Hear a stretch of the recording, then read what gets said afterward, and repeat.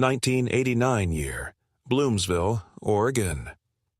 This small town on the Pacific Northwest coast seemed like a place where everyone found peace. Long streets shaded by trees, neat houses with perfect lawns, the sound of children laughing in the park, and the chime of bells on cafe doors created an atmosphere of tranquility and well-being.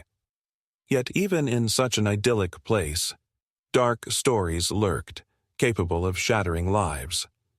Michael and Elizabeth Hendricks had lived in Bloomsville for over a decade. Their home on the outskirts of town, with its small garden, was their pride, and they considered their neighbors friends.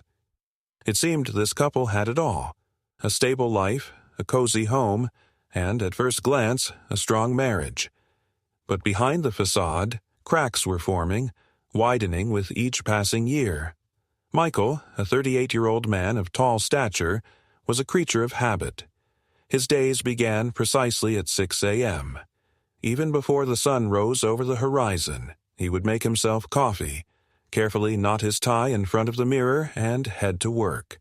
His job at an insurance company brought him no joy, but it provided for the family. Michael was the type of man who believed that a husband's primary duty was financial stability. His dark brown hair was starting to gray, and his tired eyes betrayed chronic exhaustion. Elizabeth, 3 years younger than her husband, was his complete opposite. She worked as a nurse at the local hospital, encountering pain and suffering every day. Her smile and kindness made her a favorite among patients, but at home she felt invisible. Of average height, with soft facial features and blonde hair usually pulled back into a strict bun, Elizabeth appeared younger than her years.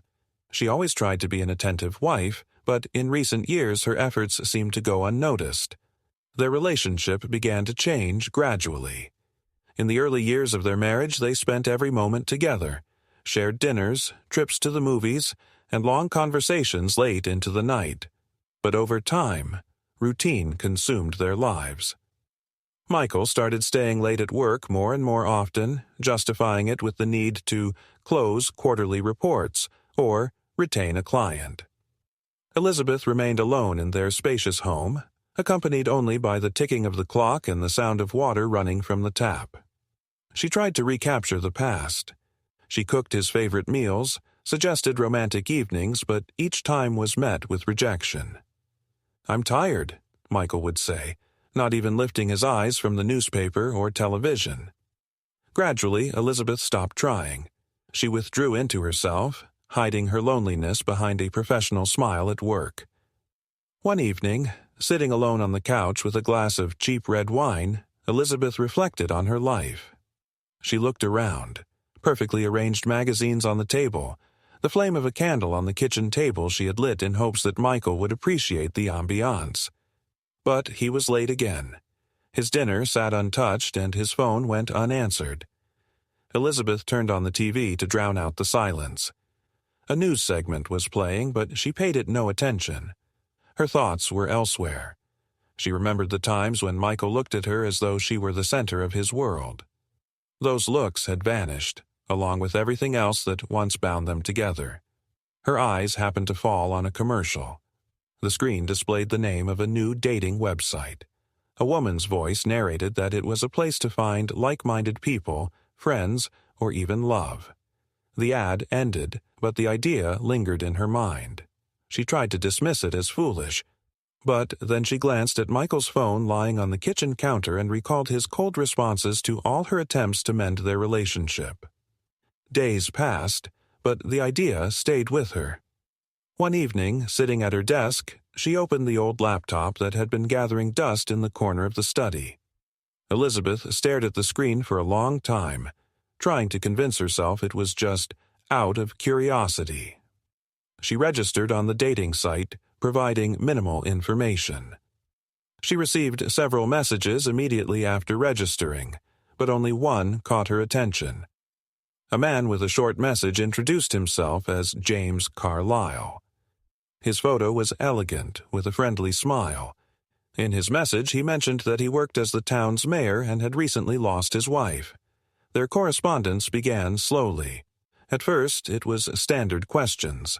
"What do you do? How was your day?"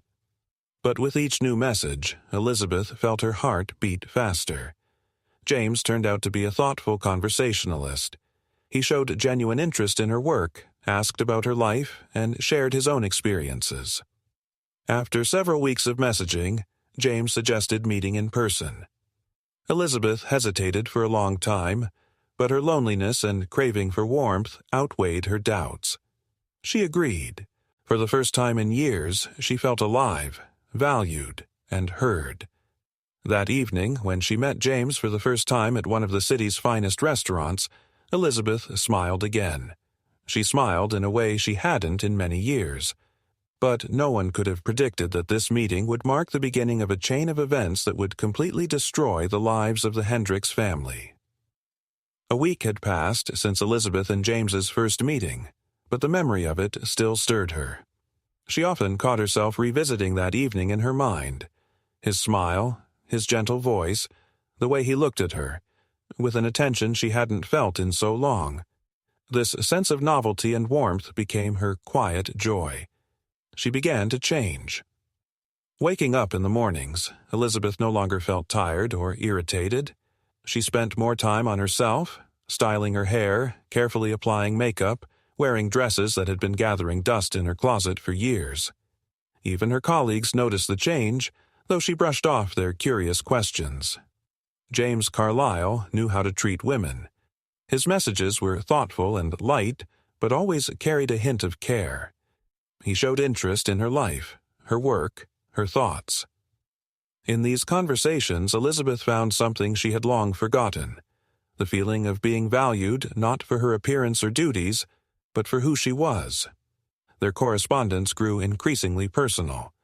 James shared his struggles, how difficult it had been after his wife's death, and the emptiness that surrounded him. Elizabeth couldn't help but be moved by his words. They resonated deeply with her own loneliness. In the second week of their communication, James suggested meeting again. He invited her to dinner at one of Bloomsville's most prestigious restaurants. The establishment was housed in an old building with massive wooden doors and windows framed by stained glass.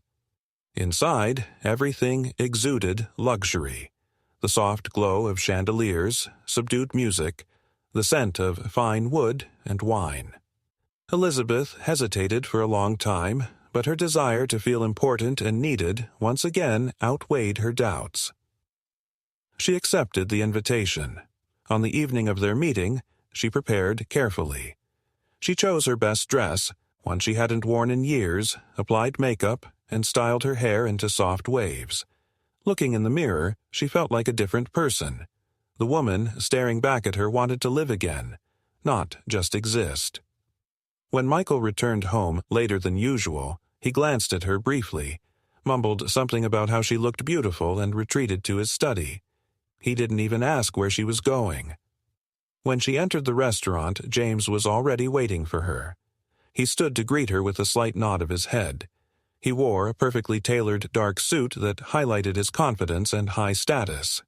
He led her to their table, situated in a corner of the room, offering both privacy and a view of the entire restaurant. They ordered dinner, and James began to speak. His voice was calm yet assured. He talked about his work, how difficult it was to balance politics and personal relationships, how challenging it was to be both a leader and just a man. His words captivated her. Elizabeth listened, feeling something within her thaw. She hadn't met a man in a long time who spoke so openly about his feelings while remaining so strong. At one point, James gently took her hand. His touch was warm and light, but she felt her heart race. They looked at each other, and at that moment she realized there was no turning back. Her relationship with James was becoming something much deeper than mere friendship or solace. From that day on, they began meeting more often. James ensured their encounters remained discreet. He sent a car to pick her up, sometimes organizing trips outside the city where no one would recognize them. They strolled through parks hidden by tall trees and dined in small suburban restaurants. James was gallant and attentive. He gave her expensive gifts and paid her compliments that made her smile. While Elizabeth was swept up in this whirlwind romance, her husband, Michael, remained engrossed in his work. He barely noticed the changes in her behavior. He attributed her late returns home to long shifts at the hospital. But one day, something caught his attention that he hadn't noticed before. On the kitchen table, he saw a small box with a pendant she had apparently forgotten to put away. Inside, the engraving read, "To my one and only." Michael said nothing, but his eyes lingered on the gift longer than usual. He sensed that something was amiss, though he couldn't yet call it infidelity. He decided not to act, but to observe his wife more closely. Elizabeth, blinded by her newfound feelings, failed to notice how she was leaving traces of her secret life. She increasingly forgot to hide her gifts, change the passwords on her phone, or think through her alibis. James, for his part, didn't rush her. He savored their romance, seeing it as a ray of light in his life. However, this affair, so bright and intoxicating, was already creating cracks that would soon lead to a collapse. Elizabeth and James didn't notice how their secrets were slowly coming to light, and Michael was becoming more aware of what they tried to hide. The storm clouds were gathering, but none of them could see it. A warm September in Bloomsville was quietly unfolding. The town was slowly preparing for autumn. Leaves on the trees were turning shades of gold and crimson. The morning air grew cooler, and the streets were filled with the aroma of fresh pastries from bakeries selling pumpkin pies. This time of year had always been Michael and Elizabeth's favorite. They loved long walks in the park and decorating their home for Halloween. But this year was different. Michael, as usual, left for work early and came home late. His days were monotonous. Coffee, office, calls, reports. Lately, he had grown even more withdrawn. Something felt off, but he couldn't pinpoint what it was. On the surface, everything seemed the same. The house was tidy, dinner was ready, and Elizabeth greeted him with a smile. Yet her smile felt forced, and her gaze distant. One evening, when Michael returned home, he noticed another small detail that wouldn't leave his mind. A bouquet of roses stood on the kitchen table. These weren't the kind of flowers he usually bought for anniversaries or holidays. These roses looked expensive, flawless, without a single blemish. "They're from my colleagues," Elizabeth said calmly when he asked. She continued preparing dinner as if she hadn't noticed the questioning look in his eyes. Michael sat down at the table silently. Something unpleasant stirred within him, and the feeling grew stronger with each passing day. He began noticing more. New jewelry, perfume, expensive items that didn't fit their family budget. Elizabeth was staying late at work more often, and her phone had become almost sacred. She never let it out of her sight and always carried it with her. One evening, while Elizabeth was in the bathroom, Michael couldn't resist.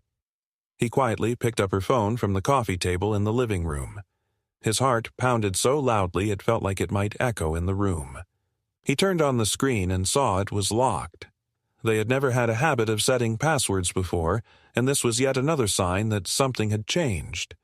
Michael put the phone back and sat in his chair trying to calm down.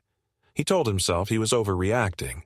Maybe she was just tired, maybe work had been particularly stressful. But the suspicion burning inside him was something he couldn't ignore.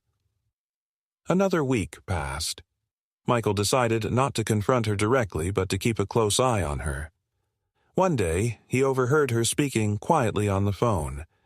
She was standing in the backyard, her voice soft, almost a whisper. Michael couldn't make out the words, but the tone of her voice made his heart sink. Later that night, after Elizabeth had fallen asleep, Michael took her phone again. This time, he got lucky. She had forgotten to lock it. He opened her messages and began reading. There were messages from a number not saved in her contacts. Their content made his breath quicken. "I miss you. Can't wait for our next meeting. You're everything I need to feel alive." The messages were signed, J. Michael froze, staring at the screen. His hands trembled. His eyes scanned the words that felt like a dagger to his heart. He scrolled through the conversation, unable to believe what he was reading. There were mentions of dinners at restaurants, walks in parks, even gifts. His world began to crumble. He felt the blood rush to his face, his heart tightening with rage. His wife, his Elizabeth, with whom he had spent so many years, was with another man. At first, there was shock. Michael sat in the dark bedroom, holding the phone, trying to process what he had seen. Then came anger. He felt a fury rise within him, demanding an outlet. But he didn't yell or make a scene. Instead, he put the phone back, lay down in bed next to his wife, and stared at the ceiling while her steady breathing reminded him how calm she was, even as his world fell apart. The next morning, Michael got up earlier than usual. He watched his wife as she slept. Her face was peaceful with a faint blush on her cheeks. He wanted to wake her, to confront her, to start an argument, but he held back. He needed more time to think it all through. He went to work, but he couldn't concentrate. His thoughts kept returning to those messages. Who was Jay? How long had this been going on? What exactly were they doing? That evening, while Elizabeth prepared dinner, Michael silently observed her. Her movements were smooth and familiar. She looked calm and happy. For the first time in a long while, he began noticing little things. How she smiled, how she adjusted her hair, how she placed plates on the table. He watched her, but now his gaze was filled more with suspicion than love. Elizabeth seemed unaware of the change in his behavior. She went about her life, not realizing her secret was no longer safe. Michael decided to remain silent. For now, he wanted to gather more information before drawing any conclusions, but inside, a plan was already forming, a plan to regain control of the situation. An autumn evening in Bloomsville was as quiet as ever. The streets were deserted, with only the occasional car passing by to disturb the calm of the neighborhood. The air carried the scent of decaying leaves and dampness, signaling the coming rain. Against the backdrop of the town's stillness, the Hendricks home appeared as ordinary as the dozens of others in the area. Yet behind its doors, something was unfolding that would soon change its occupants' lives forever. Michael stood by the window in his study, staring out into the dark yard. The cold moonlight reflected off the wet grass. His thoughts wandered between the past and the present, and everything he saw before him filled him with rage. He had long known the truth. The evidence of her betrayal was in his hands. Those messages on her phone, mentions of meetings, expensive gifts, everything pointed to the fact that his wife had betrayed their marriage, their trust, their family. Michael couldn't rid himself of this knowledge. He couldn't go back to the life he had before, as if nothing had happened. Tonight, he felt especially tense. His anger had reached a breaking point and he could no longer contain it. He knew he couldn't endure her pretense any longer, her smiles that now felt like mockery. Everything about her behavior irritated him. Every gesture, every sound, even her scent. Elizabeth came home late as she had the past few days.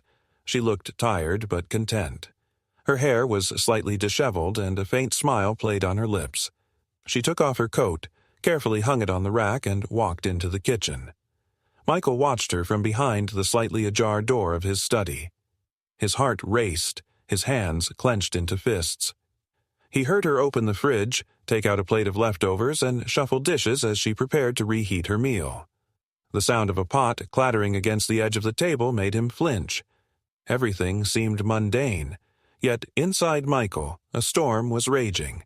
Every step she took, every sound she made, felt like a taunt. When Elizabeth finished her meal, she went upstairs to the bedroom. Michael heard the water running in the bathroom. It was her usual routine.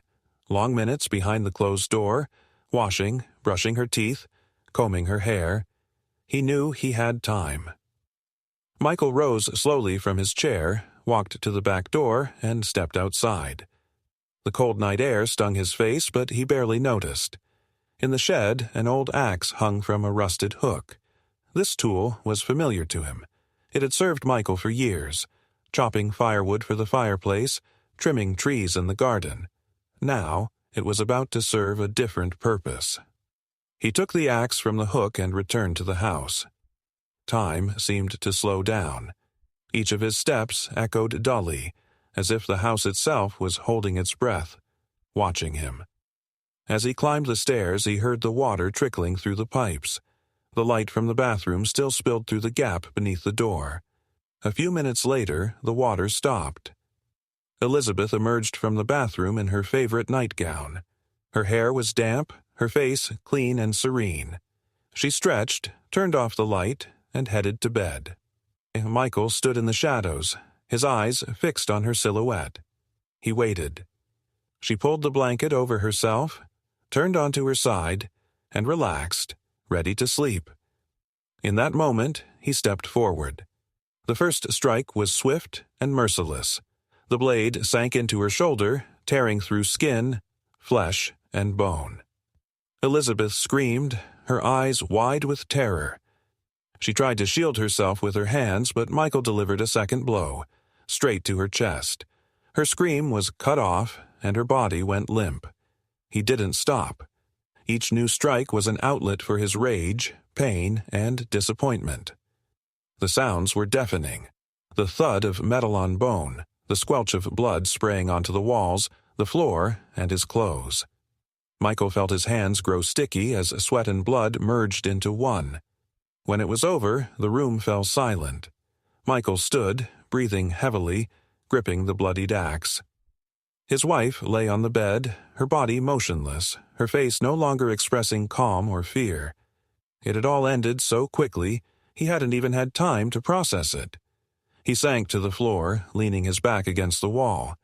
His gaze was fixed on nothing. His thoughts raced chaotically, intertwining memories with reality. He tried to convince himself it was a dream, but the smell of blood, her lifeless body, and the weight of the axe in his hands were all too real. Shaking off his stupor, he realized he needed to act. He stood, wiped his hands on his shirt, and went to the basement. There, he retrieved an old plastic tarp he used to cover furniture during renovations.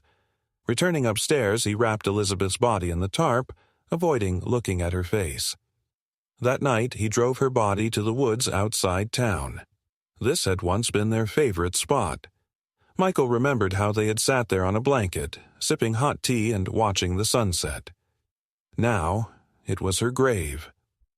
Under the moonlight, he dug a deep hole, lowered her body into it, and buried it. When he returned home, the first rays of sunlight were streaming through the windows. He sat at the kitchen table, poured himself a glass of whiskey, and drank it in one gulp. The house was empty and silent. Michael looked at his hands, still stained with blood. He felt a strange calm, mixed with an oppressive emptiness. He knew he had crossed a line from which there was no return. Morning in Bloomsville began like any other. Sunlight slowly pierced through scattered clouds, illuminating streets covered in a golden carpet of autumn leaves. The town came to life. People left their homes, rushing to work. School buses gathered children, and bakeries filled the air with the aroma of fresh bread. In this routine rhythm, no one suspected that a tragedy had taken place in one of the quiet neighborhood's homes. Michael, as usual, sat at the kitchen table. His hands clutched a glass of whiskey, with only a few drops of amber liquid remaining. His eyes were fixed on a single spot on the wall, but his gaze was vacant and lifeless. It had been hours since he returned home from the woods, yet the sound of the shovel striking the earth still echoed in his mind. It reminded him of what he had done, of how he had turned their once happy home into a place devoid of anything good. In the corner of the kitchen, a plastic bag filled with bloodied clothes sat on the floor. Michael stared at it for a long time but couldn't bring himself to touch it. He feared what he might see inside, despite having done it himself. To open the bag would be to confront the reality he was trying so hard to deny. Rising from his chair, he went to the bathroom.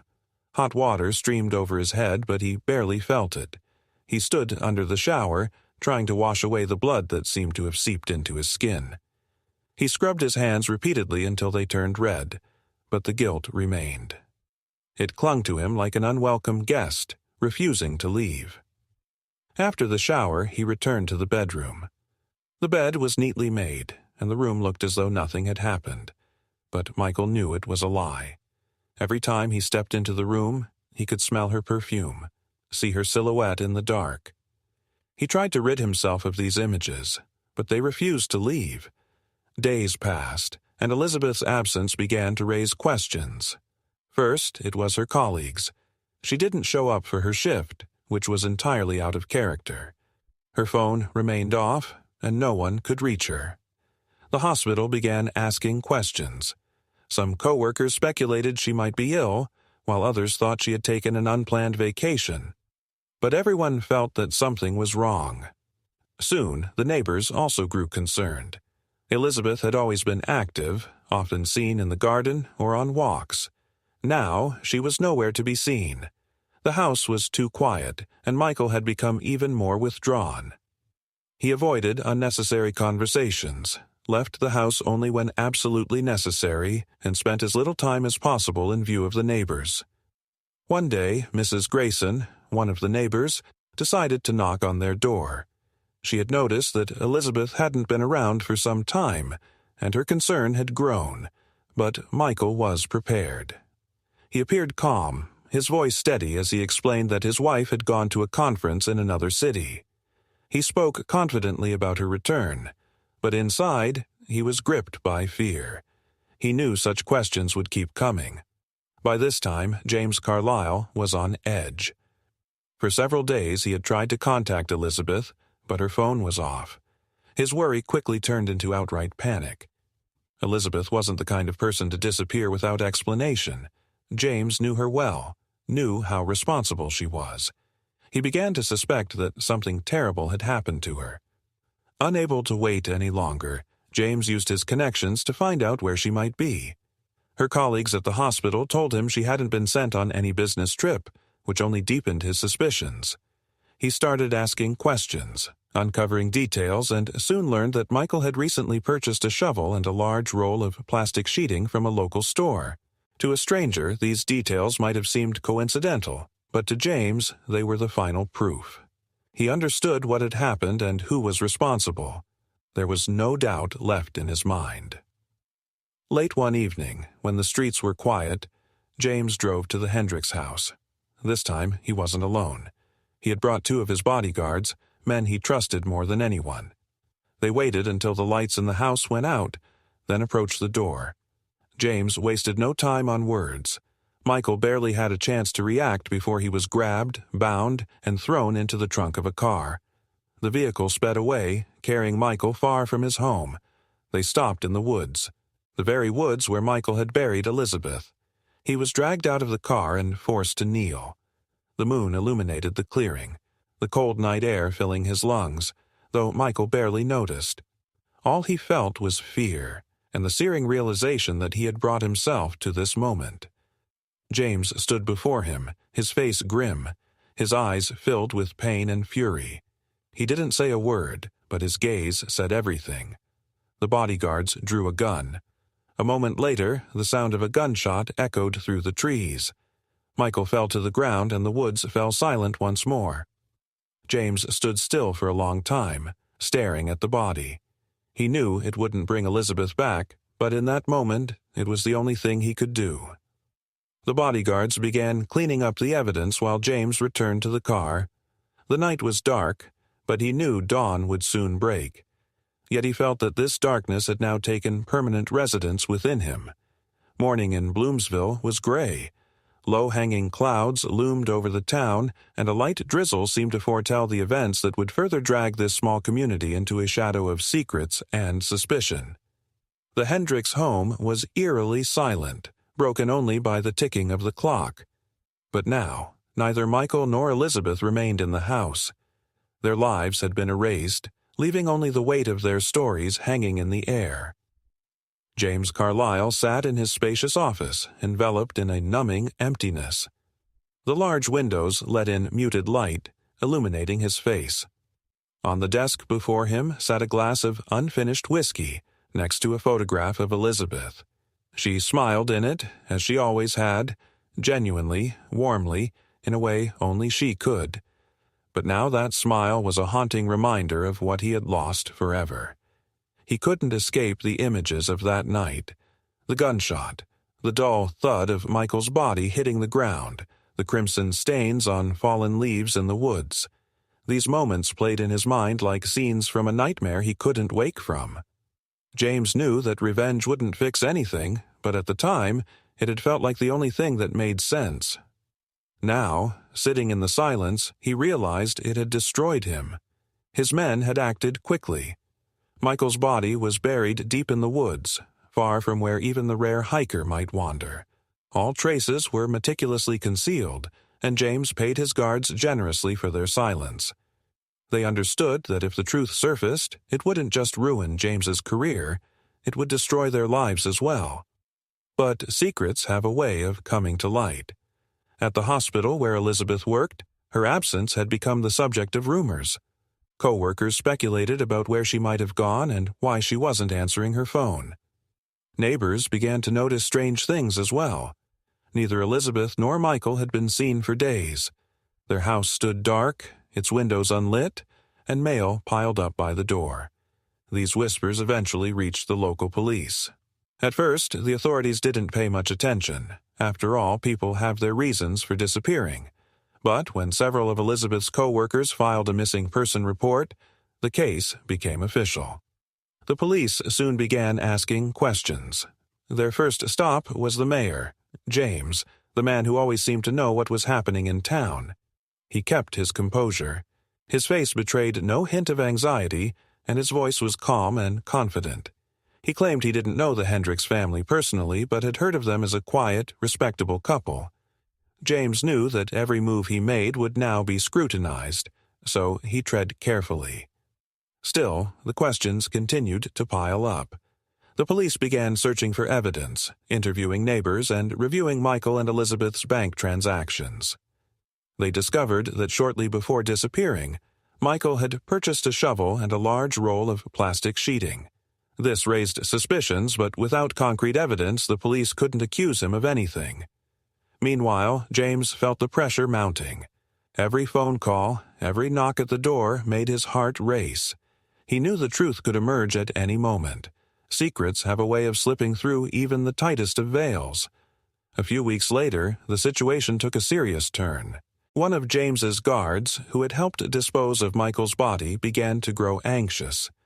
He thought he was being followed. Paranoia and fear for his own life drove him to act. He anonymously tipped off the police, claiming there might be a body buried in the woods outside town. This information alarmed James. He learned of the leak through his connections in the police force. It felt as though the ground beneath him was crumbling. If the body were found, if anything tied him to the crime, everything he had built over the years would be destroyed. That night, he sat in his office for hours, contemplating his options. But the longer he thought, the clearer it became that there was no way out. His reputation was already tarnished, even if the truth never became public. He had nothing left to lose. The next morning, the police began their search in the woods. They methodically combed the area mentioned in the anonymous tip. James watched from his office window, feeling as though every step they took brought them closer to his judgment day. After days of searching, they found what they were looking for. Michael's body was discovered deep in the woods. It was wrapped in plastic and had almost completely decomposed. Fingerprints on the shovel found nearby matched Michael's, making it appear as though he had tried to cover up a crime before meeting his own end. James managed to avoid direct suspicion, but it brought him no relief. The town began to whisper. People speculated about his involvement and spun theories. Newspapers wrote about the strange coincidences. His name was no longer associated with dignity and respect. Each day, James felt his life crumbling further. He had lost everything he had lived for: his career, the respect of others, and the woman for whom he had been willing to risk it all. Now, all he was left with was a hollow emptiness and the knowledge that his choices had destroyed everything around him. Autumn in Bloomsville ended as quietly as it had begun. The town prepared for winter, but within James, a cold, unrelenting autumn had settled forever. Winter arrived in Bloomsville unexpectedly. The first snowfalls blanketed the town, covering it with a white sheet that concealed the drabness of autumn. It was as if nature was trying to erase the past, burying it under layers of snow. But neither the cold nor the snow could stop the wave of rumors and suspicions that engulfed the town. The police investigation continued. The discovery of Michael's body in the woods became the starting point for a series of unanswered questions. Elizabeth's case, once considered a mere disappearance, was now treated as a potential crime. The local newspaper wrote that the Hendricks family was at the center of a scandal threatening to expose dark secrets. James Carlyle felt the walls closing in around him. Though the police had not officially charged him, the shadow of suspicion hung heavily over his name. People no longer trusted him. Questions about his connection to Elizabeth grew more persistent, and journalists eagerly pointed out that the mayor was entangled in a strange and tragic story. James spent more and more time in his office. His life had become a string of sleepless nights and constant anticipation of the inevitable blow. He tried to maintain appearances, continuing to perform his duties, but his gaze was cold and empty. No one saw him as the confident, influential leader he once was. He had become a recluse, surrounded by the ruins of his mistakes. The real blow came a few weeks after the police found Michael's body. One of James's guards, the same one who had anonymously tipped off the police about the burial site, decided to reveal more. His fear of the law outweighed his fear of James. He provided detailed testimony to the authorities, recounting that night in the woods. This testimony became the key to solving the case. The police now knew that Michael's death had not been accidental, but the result of a cold-blooded murder. The connection between James, Elizabeth, and Michael became clear. Formal interrogations began. When James learned of this, he realized he had no chance of keeping his secret. He knew it was only a matter of time before he would be summoned to the police station and his name splashed across every news outlet. His career, reputation, and life were in shambles. That evening, as the town slept, James sat in his office. On his desk lay several photographs. One of Elizabeth, taken during one of their secret dinners, and another from his campaign, when he still believed he could make the town a better place. His gaze lingered on the photo of Elizabeth. Her eyes held the warmth he would never see again. On the desk sat a half-empty glass of whiskey and a note. In it, James wrote a few lines. He didn't try to justify himself or place blame. They were words of regret. He acknowledged his mistakes, admitting that his love for Elizabeth and his thirst for revenge had destroyed everything he had achieved. Later that night, a guard stationed outside James's house heard the loud sound of a gunshot. James Carlyle had taken his own life, sitting in his favorite chair. His death became the final chapter in this tragic story. By morning, news of the mayor's death had spread throughout the town. Newspapers speculated about his secret life, his connections to the Hendricks family, and what he had tried to hide. For many residents, it was unexpected but not shocking. People began to forget who he once was, and his name became synonymous only with scandal. Bloomsville returned to its usual rhythm. People resumed their daily lives, but the shadow of this story lingered. The Hendricks home was never sold. It remained empty, covered in snow, as if frozen in time. No one wanted to live in a place where so much pain and betrayal had unfolded. Over time, the story became one of the town's legends, passed down from one generation to the next. But for those who knew it firsthand, it remained a haunting reminder of how quickly love could turn into destruction and how secrets could become deadly traps. The snow in Bloomsville continued to fall, blanketing the town in a soft, almost tranquil white cover. Life slowly returned to its usual rhythm. Yet, beneath the quiet of winter, echoes of the events that had shaken the small town lingered. The story of the Hendricks family, Elizabeth, Michael, and James Carlyle, still surfaced in residents' conversations, growing with new rumors and gossip. The Hendricks house had become a symbol of tragedy. No one wanted to approach it, and even children playing in the snow avoided it. Its empty windows gazed out onto the street, like eyes that had seen too much. Over time, the doors and windows were boarded up, and the fence began to crumble under the weight of wind and time. After James Carlisle's death, the investigation concluded quickly. His confession in the note and the guard's testimony formed the foundation for the final verdict. The police officially closed the case, declaring that Michael Hendricks had killed his wife in a fit of rage before becoming a victim of revenge himself. The story seemed resolved, yet many felt there were still unanswered questions. Neighbors and acquaintances of the Hendricks family wondered how people who seemed to live a normal, even happy life could end in such tragedy. They revisited their memories, searching for clues, but the answers had vanished with the key figures in the story. The town quickly appointed a new mayor who sought to erase all traces of James's time in office. His photograph disappeared from City Hall, and his name was omitted from official documents. But he lived on in the memories of the townspeople. They spoke of his charisma, how he could command attention, and how his love for one woman had destroyed everything he had achieved. Meanwhile, Elizabeth's colleagues at the hospital decided to honor her memory. They raised money to install a small bench with her name in the town park. To them, she wasn't just a victim. She was a kind and compassionate woman who had always helped those in need. Months passed, and winter gave way to spring. The snow melted, and with it, memories of the tragedy began to fade. People stopped speaking about it openly, though whispers lingered in small circles.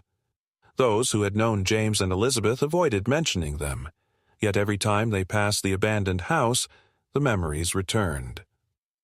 One spring day, hikers in the woods near where Michael's body had been found stumbled upon a patch of ground that looked as though it had been recently disturbed. This discovery prompted a new investigation. The police returned to the area to examine the site. This time, they uncovered something that had remained hidden: Elizabeth's personal belongings. Among them were her wedding ring, her phone, and a small locket she always wore.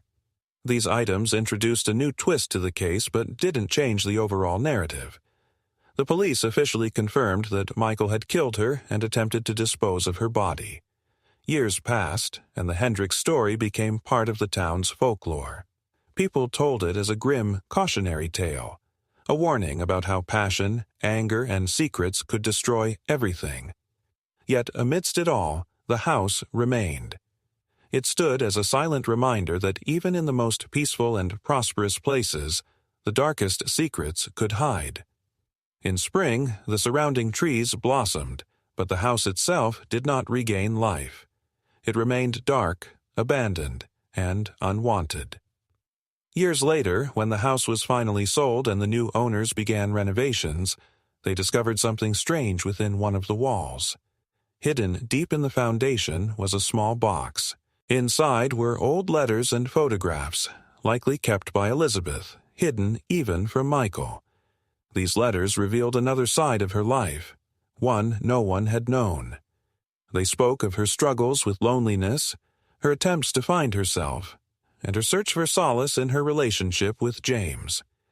While these discoveries didn't change the events of the story, they added depth to its tragedy. Decades later, few in Bloomsville remembered the Hendricks family. The town moved on, evolving and growing. But in the quiet of the night, when the wind swept through the empty streets, it seemed as though the house where Michael and Elizabeth had once lived still remembered. It held their secrets, a silent witness to a tragedy that began with love and ended in death. This was a story that could have happened anywhere, a reminder of how quickly everything once cherished could be lost. But for Bloomsville, it was its own buried secret, hidden in snow, soil, and memories no one wished to unearth.